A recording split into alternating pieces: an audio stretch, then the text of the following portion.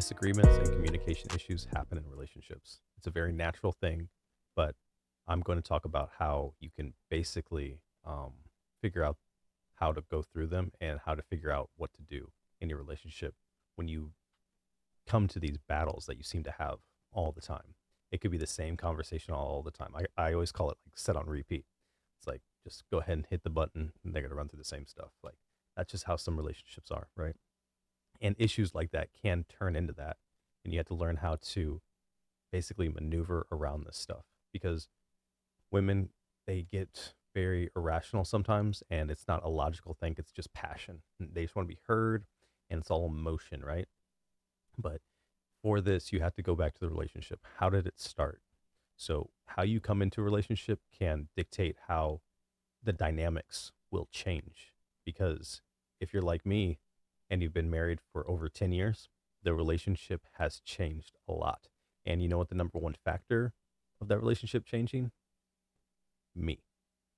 So, when a man and a woman get together, this is how it usually goes. A woman looks at this man, she's like, oh, well, this boy, because usually it's a young guy, right? A younger guy. It's going to be the youngest that you see this man, right? I see potential and I see what he can become, and I'll go ahead and place my bet on this man, right? And the man, he looks at that woman and is like, I like how this woman is right now. I hope she never changes.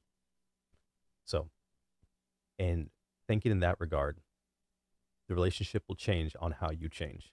That's one half. The other half is the man's set and the woman just looks for the man that's already in place. He's finished the race. It's a race. It's like, do you pick on the front runner that he's the up and coming guy or the established guy?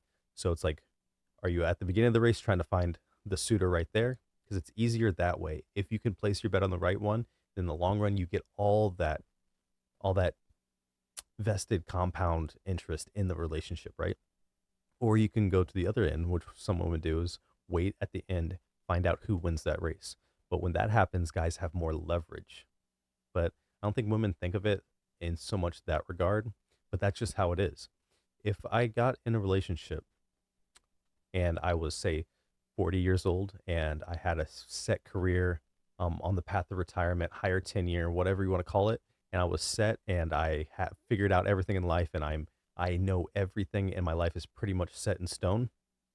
When a woman comes into my life, she's going to come into my life. There's not going to be a meshing.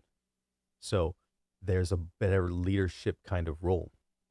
Most of these guys, like myself, I'm right there, that get married when you're young and you don't have anything. When me and my wife met, I had a TV, a couch, and a mattress on the floor. That was it. So she was with me building. So there's a lot of habits and stuff that we've had to get through.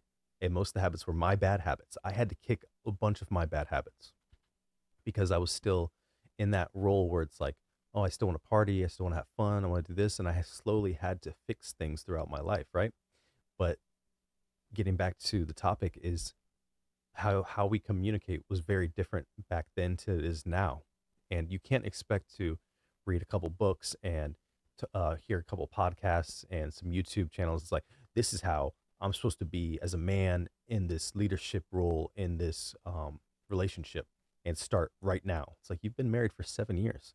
That's 7 years of bad habits and bad communication and bad leadership. You've been in charge of bad leadership for 7 years and you're expecting it to change overnight. No, it's these things you have to slowly walk into, but you have to understand that there's a way to do it. You can't just be like, this is what I was told, and this is how it's supposed to be, so I want it now. No, most men now they don't they don't know how to articulate themselves. It's just like, oh, guy, dumb, I do this. So that's how they speak to their women. Like the culture and the media portrays men stupid, women smart. Like Simpsons, Family Guy. It's that kind of culture that we live in. So now you have to rewire that to being able to control yourself and talk to a woman without getting emotional. As soon as you get mad and start yelling or show aggression, they will use that against you, not because they're evil or they're mean or they're vindictive, but that's just human nature. So you have to be able to articulate yourself in a way that sounds good to them. So it's kind of like speaking like a woman, but instead of speaking like a woman, you speak in a way that makes sense, that's non threatening, that's logical, and has options and a solution. Think about some fights that you've been in with your girlfriend or your wife. If it's like, hey, this is wrong, okay, and then without thinking about it, without brainstorming, without talking to anybody else about the relationship, you just go to her. It's like, okay, no, let's talk about it. And then you have nothing. You have nothing. You have no options, nothing in place. And then you're just going back and forth. And she's hitting you with things. You're hitting with her with things. That's not how you can go into it. You should be the one that's trying to solve that issue. So the best way to do it is talk to somebody else. Hopefully, you have other people in your lives that you can talk to, like you have a dad or um, a friend or somebody that is maybe older or been in a relationship longer or is just straight up logical that you can spitball with. So it's not just your thinking by yourself. It's usually emotional. So you don't need to go into it with an emotional kind of frame. And that shows that you have that leadership, that confidence and everything. If you go into something with fear or anxiety, like women can smell that on you. They can smell it's like this dude has no clue what he's talking about, right? For a great example is today my wife got irritated with me because we went in and we were grocery shopping with the kids and we were done grocery shopping. She wanted to go get something else. So I was like, I'll go take the groceries back in the car, put them in the cold bags, and I'll go get you guys. I went and got her, and then we were leaving, and I went a beeline straight to the car with my daughter, and she had my son, and she was walking around, and then she turned back, and I was gone, and then when we finally met up, I just kept on going, and she's like, "Why did you leave me?" Blah blah blah. Like this is the way that we came, so this is the way that I went, and you just left me, and I was like, "No, you left me. I knew where I was going, you should have just followed me." She's like, "No, you're supposed to make sure that I'm there." I'm like, "No, if you would have just followed me, that'd be fine." And she's like, "Well, that's not blah blah. I just assumed that you didn't know where you were going." So I was like, "So you were assuming that I didn't know what I was doing. So you went a different way and got mad because then you were by yourself." So just that simple thing went into like a 10-minute conversation. I was just like, whatever. But that goes into what the final straw was. I knew what I was doing. So I did not leave you. You decided not to follow me because you thought XYZ assumption, this, that, the other. But I was right. And at the end, she's like, okay, and just blew it off. But that's how everything is. And you have to be able to articulate that, not like, no, just fucking follow me. I know what I'm doing. I'm the man. It's like, no, that does not work. Those things don't work. So, communication issues. Most people, when they are fighting or having disagreements, you as the man, you have to think logically and actually listen to what she says. I know that sounds super simple, but just listen to what she says. And one of the best techniques that you can use is she says something to you and you slow it down. Whatever she said to you, you take it and you explain to her how you heard that and then make her do the same thing. And then she'll start actually listening to you and not just listening to respond. Because most people, not just everybody in the world, they you're talking to them and they're already thinking about what they're going to say while you're talking. So then half of what you're saying is not being relayed to them correctly. They're hearing the words, but they're not taking them in. So if you have that communication strategy where you yourself you say back to her how you heard it or what you got from it and make her do the same, then it'll be like, oh, okay, cool. And then the different expectations that just goes with relationships. If you aren't on the same path of how everything is going in your life and you're with this girl and you love this girl and you want to have the actual long term relationship with her, you have to understand how the expectations are. You're doing this because of that, right? And some of the things I run into with some guys is they're like, I'm trying to make more money. And the woman has no, like, you don't tell her why. You're just like, oh, because it'll be good for us. It'll be good for us. She will just, most women that I've heard that guys talk about this, They think that the guy's doing it for selfish reasons. But if you're like, no, I'm doing it to save, to invest, to blah, blah, blah for our future as a family. Once you have that and you explain that to them, then they start to understand it and then they can get on board with your um, hard work to make their life better. If they're not getting something out of it, good luck. Good luck. You can do that with some things, but there you go. And financial stress is the number one reason for divorces. So you'll have disagreements or communication issues and just talks about money all the time.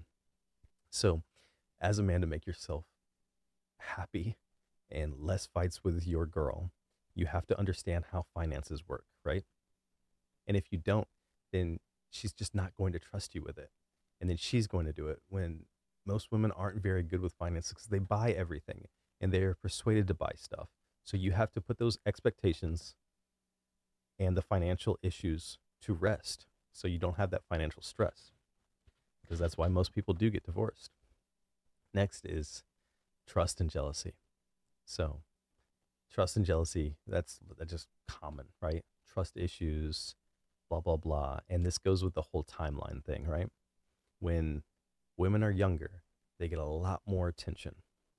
And when men are younger, they don't get as much attention.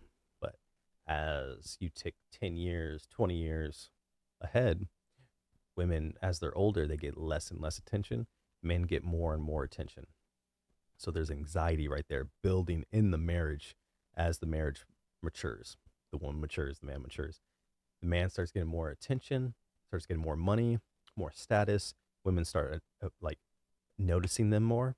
And then it's the exact opposite. Women get hit on less. They see younger girls get more attention than them and just eats them up. And then they start hitting that jealousy and that those trust issues. In the younger years, it's usually the men that have the trust issues and um, the jealousy and all that. But the roles switch. So that's another thing when I was talking about before with how these issues will change as time goes on. The longer you're in a relationship, it gets easier but harder with certain things. So when you're trying to change those dynamics of the relationship as you get better, then it's the same thing with the trust issues because you get more attention, they get less attention. So it's a huge thing. But then again, you have to explain to them that like, hey, I've been here for this long. I'm here for a reason. It is what it is, like straight up. Different beliefs and values. I mean, that goes hand in hand. I mean, like religiously, yes. I mean, that's there, but it's not a big deal breaker. But just values in general. Like, what do you value? Like, do you value time? Do you value material things? That goes with expectations. Like, you have to be okay with whatever the other person is doing because if you want to spend time with them in the future, then that's something that you have to be able to talk about. And if you don't talk about it and just let it go by, as time goes on, those like that gets bigger and bigger. It's like, wait a second, I didn't know this, but our values are just totally off.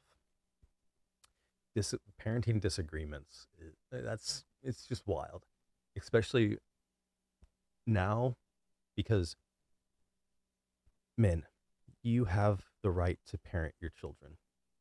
You have the right to do whatever you want with extent, right? But being able, for some reason, I don't know why, but now you can't yell. You can't be loud. You can't be demanding as a man parenting anymore because it's deemed like bad or something. And it's not because guess what? That's not going to change. When your son gets older, people are going to yell at him. People are going to be aggressive. People are going to do all this.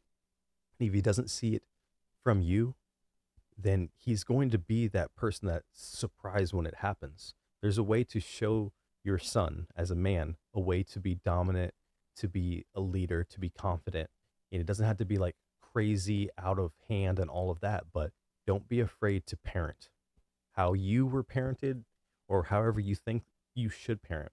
Don't let anybody, your wife, your mom, no, like your dad, tell you how to parent. You will figure it out and you can do like whatever you want. Like even if you spank your kid, like it's fine to spank your kid. I mean, it's so crazy that people will look at other people that they have no clue who they are. Their name, haven't talked to them at all. And when they give them a look, they're like, I'm a bad parent. Ooh, who are you? Like Conor McGregor, who the fuck is this guy? Like, I don't care. As long as you're a good person and you know what you're doing, then that is fine. And if you don't, then figure it out. Read a book or two. Because if you are a competent man, then you can competently parent, and it doesn't matter what anybody else says. I mean, parenting is not rocket science. It's like, oh, these super dad, these good guys. It's like, I mean, slow clap for you. You know, what I mean, like, really, household responsibilities. This one's rough because, like I said, stages of when you find your wife or your girlfriend. If you're already set and you're not a brokey, and you have your career and you're older, guess what? A woman's gonna come in and be like, "Oh yeah, I'll do this, I'll do that, I'll do this." You find guys like me, I'm not gonna lie, I do a lot around the house, a ton. But I had this conversation with my wife. I was like, if I made 100,000, if I could double my income, I was like, could I stop doing all these chores? She's like, oh yeah, for sure. So it is like it's not like a household responsibilities thing. It's really if you can demand it as a man, then it is what it is. Like if you are doing what you're doing, like me, I like it's not. I know that when I come home, there are some household chores that I have to do. I am not in that bracket of, hey, I make $500,000 a year. I make so much money that my wife will do whatever I say. Like household chores, not a thing. No, it's not like that. And the average man making $50,000 a year, hell no. I mean, you can find a nice, docile woman that will just do whatever you want, and that's cool. I mean, if that's what you want, then that's what you want. But it's going to be harder to do. So the household responsibilities, I mean, that's something that you already know right now. And as time goes on, and like I said, the marriage and you progress, then you'll start seeing changes. I mean, it happens, and then kids come, and then it's like that's a whole nother thing. Okay, personal issues and emotional baggage. This this is just something that you have to deal with. She has to deal with. You guys have to deal with each other's baggage and your insecurities. As time goes on, your insecurities and baggage will suss themselves out. Hopefully, you as a man, if you have some lingering issues, like you just have to solve them. There's no if, ands, or buts about it. You might get lucky and you'll be all right, and you can just carry them forever. I don't know why you would want to, but as long as you're doing the right things and you have a halfway decent life, then you will figure them out. If not, then you'll know. You will know if you're that guy that has if you're in your mid 30s and you have insecurities and baggage. I mean, you've messed up. You have messed up. Like I'm saying mid 30s, you should have it figured out. If not, then you need some other man to help you solve those issues. 100%. And women they're always going to be insecure, and they're always going to have baggage. I mean, you're going to give them baggage. Baggage just happens with life. When people say baggage, it's like emotional baggage. It's like, yeah, life's emotional baggage. So you have to try to treat your girlfriend the best that you can. And then the last one I'm going to talk about is intimacy and physical needs. I am surprised by how many guys get in these marriages and they have sexless marriages. It is a thing, and it is crazy. If you're not having sex with your wife, she's gonna have sex with somebody. So I would have sex with your wife if I was you. And if you don't feel like having sex with your wife anymore, you should probably leave your wife. And if this is an issue, intimacy and physical needs, it's very simple. As a man, if you want something, right? What do? You go out and you get it. You make it happen. You try your hardest to get what you want. You need to explain that same thing to your wife and your girlfriend. If she wants something from you and she can't get that from you, then she sucks. Like how hard is it to get something from someone who loves you? And if your girlfriend or your wife thinks that you don't love them, then guess what? She probably needs to leave and find somebody that does. Like it is not that serious. It really isn't.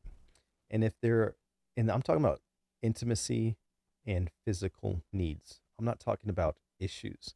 That's a whole nother thing. That's a whole nother basket of fucking joy.